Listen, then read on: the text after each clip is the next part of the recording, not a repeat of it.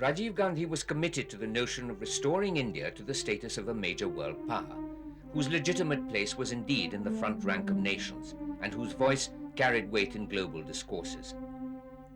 It was with this agenda that he embarked upon creating a personal rapport with international leaders, who returned his gesture with equal generosity, accepting him as an international statesman within months of his being elected Prime Minister. To him it was India, and India must be a great country. India must be a strong country. India must be respected in the world. I mean, these were high ideals, He set for himself very high ideals. In some cases, of course, we lived up to those ideals. That is one of the reasons why he was easily accepted as a world statesman within a few months of his coming to office. And it was with statesmanship that he made his contribution to those issues which so preoccupied the world. One of Rajiv's favorite causes was nuclear disarmament. There is now the prospect of a world without nuclear weapons. We believe that For him, it was a logical extension of the Gandhian ethic of nonviolence. The threat of a nuclear holocaust was a real danger, and Rajiv continued with his efforts to battle this as well, using every world fora to highlight the threat that nuclear weapons constituted. the major powers have recently agreed to resume discussions on nuclear weapons. This is a good development, and we welcome it. And in the Six Nation, Five Continent initiative, he found an ideal forum to propagate his views. We want these negotiations not to be confined to ways of dealing with only the consequences of improvements in capacity and delivery systems. They must ultimately address themselves to the basic objective, which is the elimination of all nuclear weapons.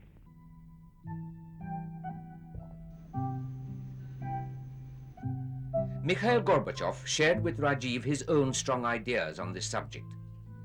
Long before the West woke up to the seriousness of the new Soviet leader's views on peace and arms reduction, Rajiv was taking Gorbachev seriously.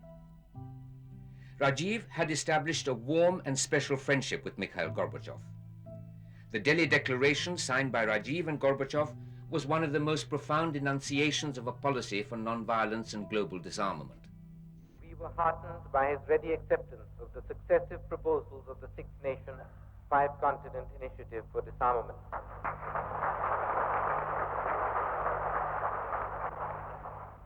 His own proposals at Reykjavik go far beyond what we attempted. They are remarkable for their sweep and boldness. In the interest of humanity, all nuclear weapon countries must come together in a binding compact to eliminate nuclear weapons and prevent the spread of confrontation to outer space. Although Gorbachev had created a new Soviet Union with his glasnost and perestroika, the Cold War era was not quite over. Rajiv realized that India was by temperament and tone a natural member and leader of the non-aligned movement. Non-alignment had been the guiding foreign policy principle of Jawaharlal Nehru, who together with President Nasser of Egypt and Marshal Tito of Yugoslavia had been instrumental in the early 1960s in forming NAM, which brought together countries that shared the ideal of neutrality in a bipolar world. In 1983, Indira Gandhi became the chairperson of NAM, and Rajiv Gandhi succeeded her to the post when he became Prime Minister. He bravely set forth to take over the leadership of this forum and used it to fight for the causes of the developing nations. Non-alignment matters to the world because we are the conscious keepers of humanity. We are the voice of sanity. We are the refuge of the small state in an insecure world. We are the custodians of freedom and human dignity. We offer coexistence, not co-destruction. We offer consensus, not confrontation. We reject all domination and seek none ourselves.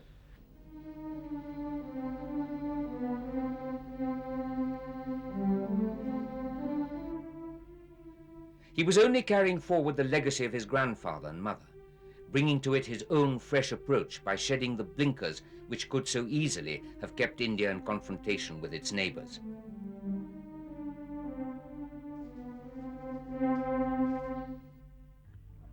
His historic trip to China in 1988 and the equally historic handshake with China's octogenarian leader Deng Xiaoping lay the basis for new bilateral ties. Differences over the border led to unfortunate events that strained our relationship. It is now time to look beyond the past. It is now time to look forward to the future. 26 years of animosity were to be replaced with mutual discussions for the resolution of the border problems. Rajiv's visit would mark a new beginning for a Sino-Indian relationship. He broke through the bamboo curtain, as it were, and got across to the Chinese leadership. And as a result, we've developed this wonderful, what I call a two-track model of relationship with China. You've got your problems, you've surrounded those problems and frozen them, and said, let's look for a mechanism that will reduce the intensity of these problems, perhaps one day which will throw up a method of solving these problems. And a fast track where you look at opportunities, economic, cultural, educational, people-to-people contacts, and you move fast. Similarly with Benazir Bhutto and Pakistan. He tried to cut through the years of antagonism and craft an innovative association. He visited Pakistan 3 times, and although he was quick to offer the hand of friendship, he was equally quick to remind Pakistan of the ground realities which came in the way of an abiding relationship between the two neighbors.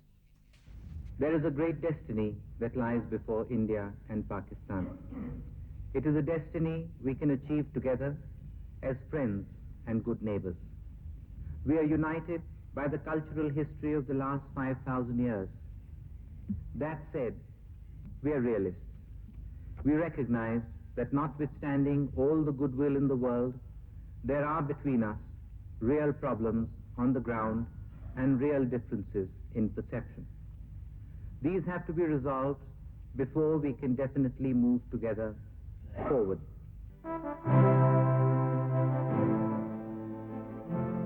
Rajiv realized that if India was to play a role in international affairs, it would have to carry its neighbors with it.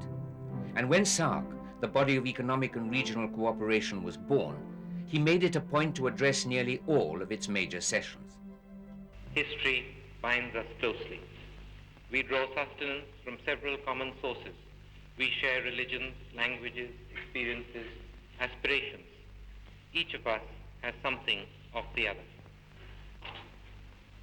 An ancient political thinker of our region, Kautilya, listed friendly neighbors as a major source of strength. The aim of SAARC is to build such a relationship amongst the 7 of us. At times, Rajiv even put his life on the line as he sought to find solutions for seemingly insurmountable problems. He was a target for numerous terrorist organizations. One major attack on him was in Colombo, Sri Lanka, where, after having signed the Indo-Sri Lanka Treaty while he was being given a guard of honor, he was attacked by a naval cadet.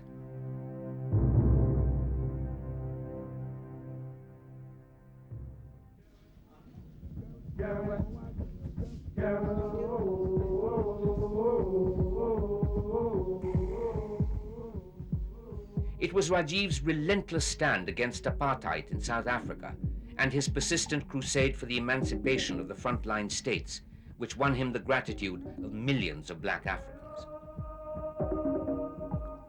He battled for mandatory sanctions against South Africa.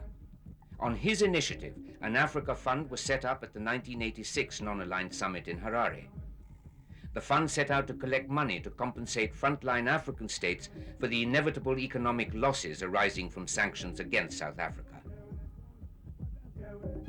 They will have problems of their own coming from the sanctions that they apply. They will also have problems coming from retaliatory measures or counter-sanctions or whatever you like to call them that South Africa and Pretoria might apply. They will need help to overcome this. We will try and help them. A horror that is being perpetuated in the last corner of the world. There is no doubt in anybody's mind that apartheid must go and that apartheid will go. seeking the release of Nelson Mandela was for Rajiv a personal mission. And when subsequently, after Mandela's release, he met the great leader during the latter's visit to Delhi in 1990, it was a meeting of two statesmen from different countries, but each sharing the same ideals.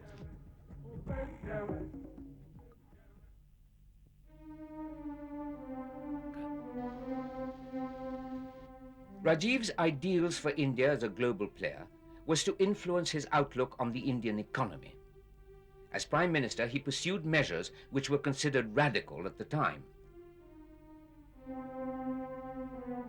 He had a very clear perception that we needed a change in policy. He was aware that the world had changed and that India had to do different things in the middle of the 1980s than we were doing earlier. And I think many of the initiatives to reduce the extent of government control, open up the economy, certainly began during that period. Within a year of his leaving office, the Indian economy was in the doldrums, and by 1991, Indian gold had to be pledged to keep the country solvent in the international market. His economic philosophy shaped the Congress election manifesto. Its basic thrust was to unshackle Indian business and its integration into the global economy. For many observers, India's economic successes of the last 2 years can be attributed to Rajiv's vision. The manifesto was entirely his vision, his view to things. And I know, and I can say this without any fear of contradiction, that he was an ardent champion of liberalization. He wanted to dismantle this huge bureaucratic system that had been erected over 40 years and give back power to the people. Not only political power, but also economic power, to take economic decisions, to run businesses. From 1987 onwards, Rajiv was besieged by political problems, including a ceaseless attack on his government on the Bofors issue. He was being distracted from completing the task he had set for himself. So Rajiv's sincerity, his own honesty, his own integrity, his urge to do something for the country started getting blurred by this major propaganda blitz against him because vested interests started feeling threatened. Nonetheless, he forged ahead, attempting at least to set in motion, if not actually achieve, some of his major goals. Rajiv was a man in a hurry, and in 4 years he had packed in some phenomenal achievements. There was always a rush of ideas in his mind. He was always combating with 100 ideas every day. And he lived in a hurry. He packed almost 20 years of living into those 5 years. But if he'd lived for 20 years, he might have packed 100 years of life there. Rajiv was young, and the youth identified with him. This imparted urgency to his actions, a sense of purpose to his policies. He found in the youth of the country untapped and unharnessed energy. And the youth responded in good measure.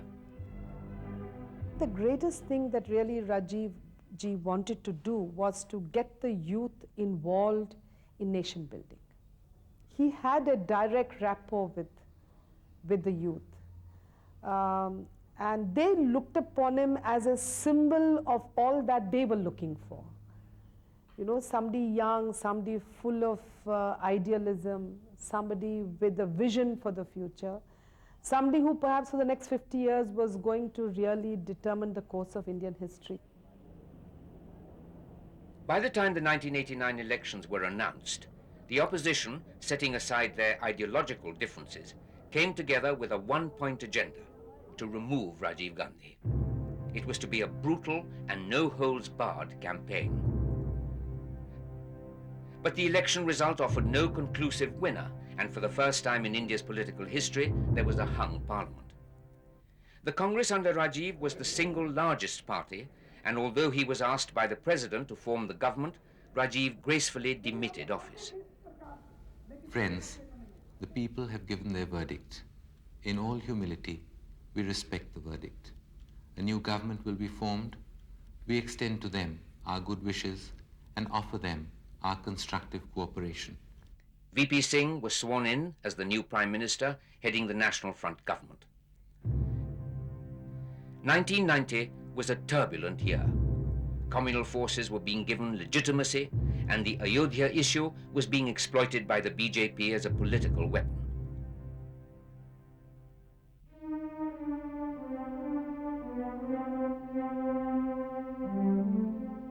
Even though he was now in the opposition, to many observers, Rajiv Gandhi's political stature did not diminish. He was much larger in opposition than he had been in government. Despite the aura of government and prime ministerial office having disappeared, he was never reduced in size. He kept growing from day to day, from minute to minute. Reinforced by this image, Rajiv launched his battle against obscurantist forces by going back to the people.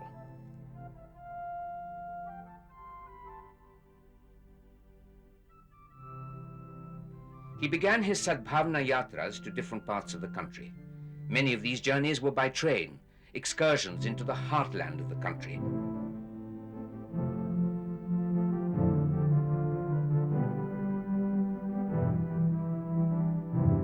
As the crowds that greeted him in these yatras swelled, his colleagues were convinced that Rajiv Gandhi's comeback was inevitable.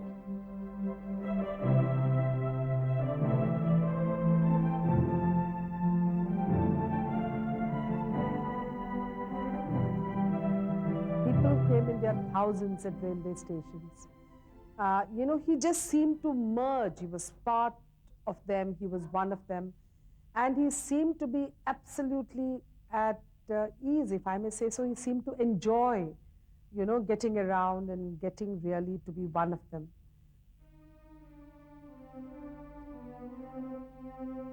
He instinctively realized that a secular India was the only one capable of surmounting differences of caste, creed, and religion. Time and again, he reminded us of the dangers of communal and casteist politics. This time, he carried the battle against these divisive forces with even greater passion. He used an expression which was to become, if you like, the leitmotif of his prime ministership and indeed of his years in the opposition, which was the words, "Secularism is the bedrock of our nationhood." He just could not conceive of India surviving a communal holocaust. He just could not conceive of India as surviving on the basis of a communal definition. And therefore, he struggled against communalism right through his political life. Towards the end of 1990, L.K. Advani's Rath Yatra, as well as VP Singh's implementation of the Mandal Commission report, had left the nation divided as never before.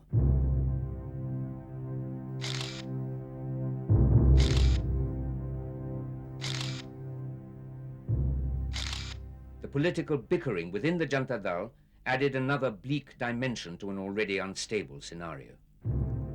In November 1990, the BJP withdrew its support to the National Front government. VP Singh's government lost the vote of confidence on the floor of the House, and he had to resign. The Chandrasekhar government, which followed, lasted only a couple of months, and by March 1991, the country was preparing itself for fresh elections, slated for the end of May that year.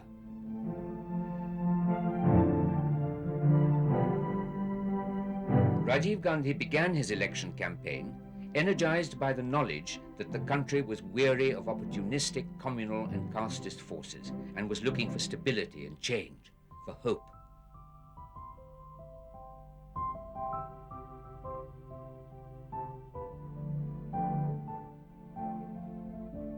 Rajiv had by now honed his vision, and already his legacy was becoming evident to the nation. The Congress manifesto formulated by him clearly spelt out the agenda for the Congress government if it were voted back to power.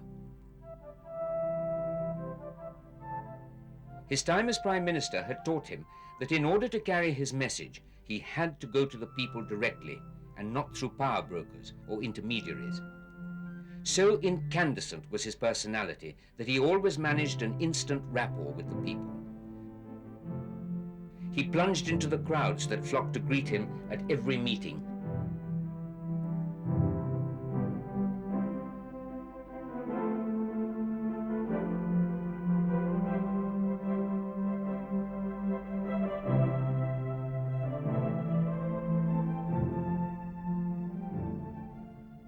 The frenzied campaign kept him away from his family for most of the time, and on the 20th of May, he returned to Delhi after a hectic schedule to spend a few minutes with them before leaving for another bout of campaigning. No one could have known then that this would be his last walk down 10 Janpath.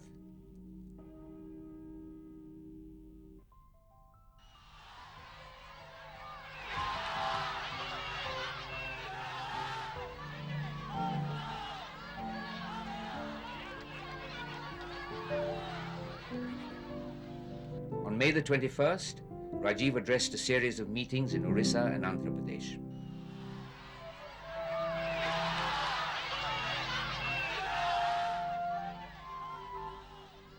After a mammoth public rally in Visakhapatnam, he flew out to Madras for his last engagement. In Sri Perumbudur, a human bomb was waiting for him. At 10:20 p.m. that night, Rajiv Gandhi was killed in a huge terrorist bomb blast. India mourned the death of yet another patriot, of a young leader whose vision had stirred the country's imagination, whose legacy symbolized the aspirations of the young and of the women particularly. Rajiv constantly challenged convention, cliches, and dogma. His legacy encompassed pride in the motherland, an instinctive pledge to its unity and integrity, to its secular fabric, and above all, to the welfare of its people, especially those who lived in all its villages and towns. Although he was only leader of the opposition when he was killed, hundreds of world leaders flew in for his funeral. It was a glorious tribute to a man whose vision and legacy had managed to embrace the entire world.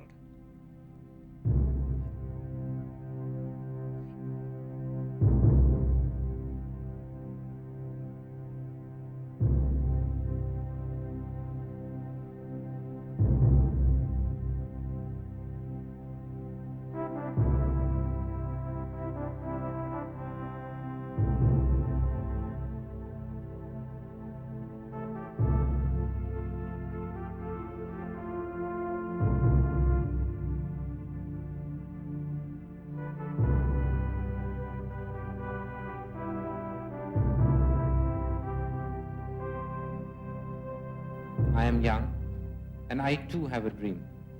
I dream of an India strong, independent, self-reliant, and in the forefront and the front rank of the nations of the world in the service of mankind.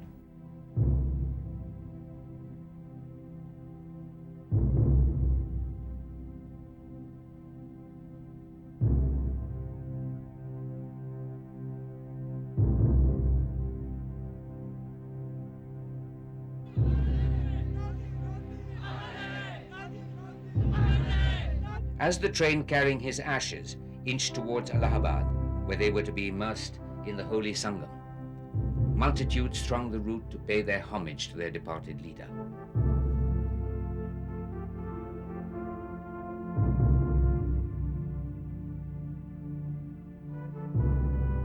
Let us build an India, proud of her independence, powerful in defense of her freedom, strong, self-reliant in agriculture, industry, and front-rank technology, united by bonds transcending barriers of caste, creed, and...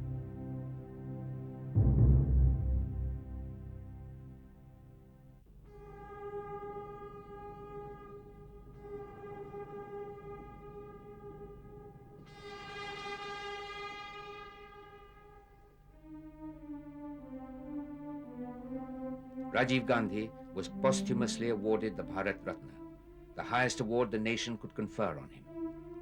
His widow Sonia Gandhi received the award on his behalf.